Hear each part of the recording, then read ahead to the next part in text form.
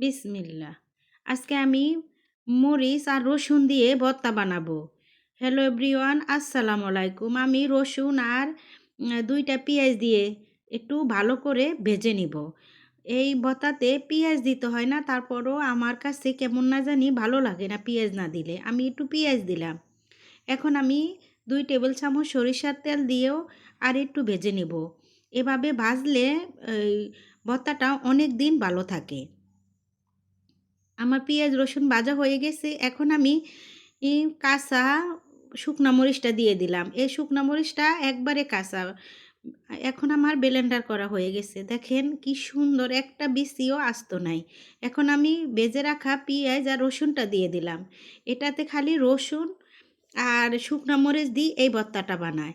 আমি ১ চামচ দিয়ে দিলাম লবণ আর ২ টেবিল চামচ তেল দিয়ে আমি ব্লেন্ডার করে নিয়েছি। দেখেন এই ভর্তাটা দেখতে কত লোভনীয় হয়েছে।